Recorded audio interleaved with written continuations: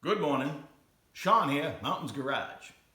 If you knew how many times I've shot this intro already, you'd understand the importance of ventilating your shop and using a lot of brake clean. Because it's not going well, but I'm going to give it another shot. I'm not giving up. I dug out 3 SFI Bellhousings from the most popular manufacturers that you're going to find when you go searching. The JW Ultra Bell is very popular. This is a BTE, and over there you can't see yet is an ATI. There's 3 ways of accomplishing the same thing. What you're trying to accomplish is eliminating the need for the solid metal strap they make you bolt around here, they being the major drag racing sanctioning bodies. At a certain ET, you need one of these or one of these to contain your SFI flex plate that you also need. So it's all about keeping it inside and contained so you don't hurt spectators and yourself. And none of this discussion covers the shield you also need over the transmission, either external, which on the upcoming TH400 build, I'll be installing one of those, the external shield, or if you buy an aftermarket case that matches one of these beautifully, you don't need any other shields. These are bomb-proof as is. They also all have a tag. They're good for 5 years from the date of manufacture. And then you have to send it back if you're running a sanctioning body that checks all your SFI dates. So if you're an outlaw guy, then just get one and run it forever. I guess you'll be okay. I'm somewhere in between. I used to be the SFI guy, and now I probably won't have to pass tech anywhere anytime soon. So let's get talking about the Bellhousings. But before we do, this case behind me is the one from Saturday's video. A non-heavy duty, happens to be a Pontiac.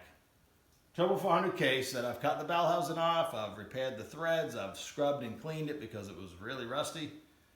And you can't rust aluminum, but it does get stained and or affected by rusting steel next to it.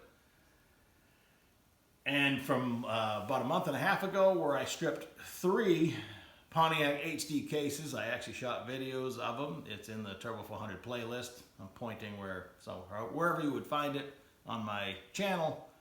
I try to keep things in playlists. I need to update that a little bit, but anyway, all the Turbo 400 stuff is definitely tagged in the playlist. I took HD case number 2, and I've done the same thing. I think I have both of these in usable condition. It was a ton of work, took almost 2 full days. In the HD case, for instance, I had to remove 12 broken pan bolts, repair some threads. It was just ugly, but I've got it to the point where I think it's usable. So anyway, back to the Bellhousings. Let's talk about how they're all the same and how they're very different. Laid out side by side for comparison, on the left is the JW Ultra Bell. It's actually for a power glide. The only difference is the pump bolt pattern, but for today's comparison, it'll work just fine. In the center is a BTE. On the right is an ATI. Let's start with the JW Ultra Bell. Right off the bat, you'll notice there's extra ears. They give you enough holes to fit any GM engine. Not only does it fit Chevrolet, it fits Olds, Pontiac, Buick, Cadillac. So that is a bonus, working in its favor if you were to choose a favorite. However, I believe it's a fact that they purposely cut off the top bolt hole that would make it fit an LS as well if you wanted to utilize the top bolt. You can see that's clearly been machined, and they list one with that ear, and it's another $30 or $40. So the JW Ultra Bell is about $330. You'll find that all 3 of these Bellhousings are very similar in price. They use a small groove on each bolt for an O-ring. I've actually used the ones that come in the kit for a Turbo 400 pump bolt that has an O-ring, and that worked. And I'm not sure it's right or wrong. It's kind of difficult to make sure that you put the bolt through and the O-ring stays on. When you lower it on the pump, it's actually easier to install horizontal, or you can put lots of lube or something to stick the O-rings in there, but something to watch for when you're assembling it. Inside the bell housing, each of the bolts has a recessed area for a flat washer. Much as I despise RTV, I do put clear RTV in each hole when I put the flat washer and the bolt down with the O-ring on the back, just to make sure we don't have any leaks. And at service time, it's easy just to scoop the RTV out of this recess. I've done several lately that were completely glued on both sides, but as we continue to watch, I'm going to show you what I do instead to make sure I don't have a leak, but not such a hassle at service time. This, again, is for a power glide, but on the 400 version, there's 8 holes, and they do nothing if you want to run a 6 or a 7 bolt case. No provisions as to what to do with the extra holes. I've put it on a 6 and a 7 bolt case, and I just, again, fill the hole with RTV so stuff doesn't continue to get caught in there. So, but not much mention in the instructions to what to do. You're kind of on your own as far as how many bolts you have in your case to attach it.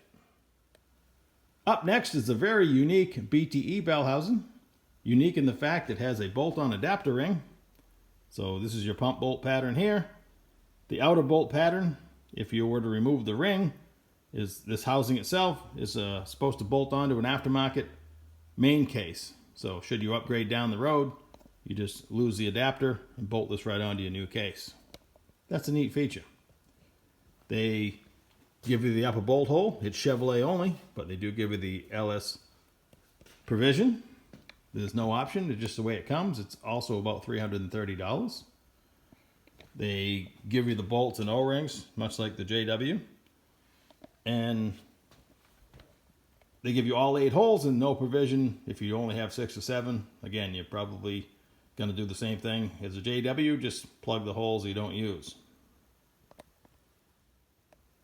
It's an absolutely beautiful piece, machining-wise. Again, it has recesses, just like the JW. Very similar in attachment. It looks super strong. They were really easy to deal with. I called them up and it was at my house in 3 days, along with my roller tail housing that I bought. And finally, the very compact ATI bell housing. It's a beautiful piece. It has the upper bolt hole. They even tell you it fits a small block, LS, LT, and big block. There are no O-ring provisions because they give you a beautiful gasket that you just set on the pump and set the housing on. Inside the ATI bell housing, in similar fashion, they've recessed the area under each bolt for a flat washer, but they provide you with threaded holes and plugs if you're not going to use the 7th and 8th bolt hole if you don't have it in your case. And they also tell you that a 6, 7, or 8 bolt case is perfectly acceptable. Just plug what you don't use. This is the non-HD case from Saturday's video. I've stuck a pump that I have just for spacing and a couple studs to demonstrate how each one fits. My standard procedure for cutting off the bell housing is I scribe across here and with the transmission in the holder on the bench so it doesn't jump around, which is, I've come to love the pin. I didn't think I would use it a whole lot. I kind of like being able to stop the fixture in any position, but when you're doing any sawing or grinding, being able to put the pin in is definitely key.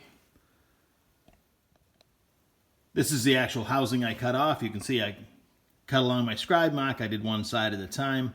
When I break through, I lean in toward the pump a little bit and go right around and stop. Same thing on the other side, meet in the middle. This is a perfect example of how quick this goes. I use a little bit of lube on the Sawzall blade. This is maybe 2 minutes tops.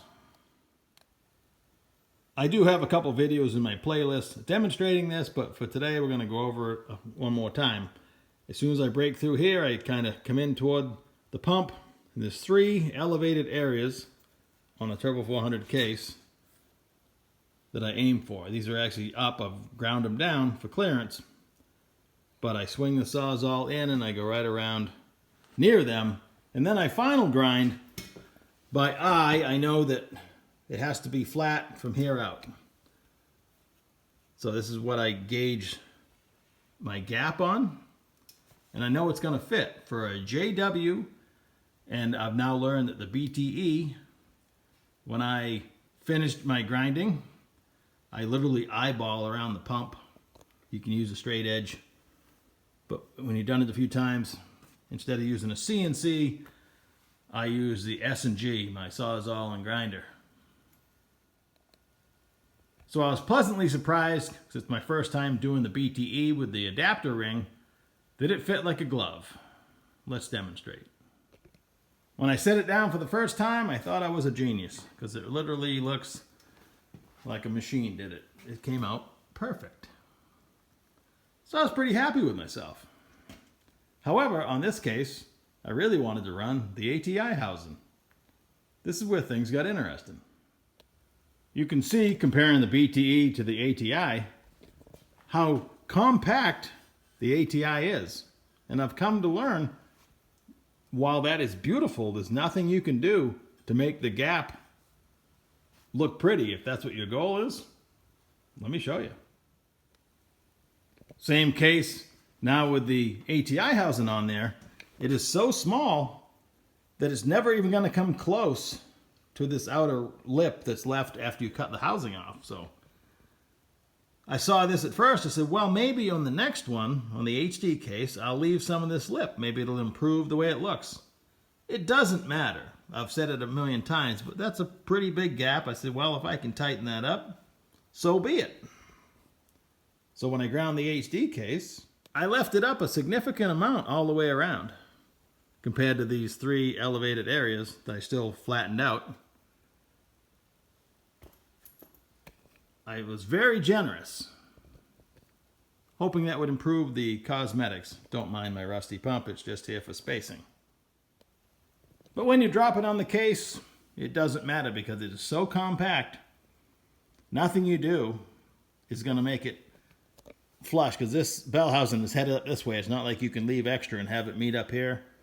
It's just if you run an ATI housing, don't expect it to be a beautiful gap. There's nothing functionally wrong with it. Just some people go crazy. So I figured I'd mention, if you're a gapologist, maybe the ATI case is not for you. I should also mention, when you're shopping for an ATI housing, I think I mentioned it's the most inexpensive of the three, but there's two choices. There's what they call like direct bolt-on, which this is, and they also have one which I have not experienced, requires some kind of special machining on your case, and it actually registers on in 3 locations, I think. So I often wonder if they just had made provision to leave these on there, it would have locked on there. But I haven't bought the ATI that you have to have special machining. They offer the special machining, or they offer to guide you through it. I did not see the need for it, but for $300, it's a beautiful housing, probably the most well thought out, but very compact, and there's nothing you can do in this area that's going to make it look pretty, if that's your goal.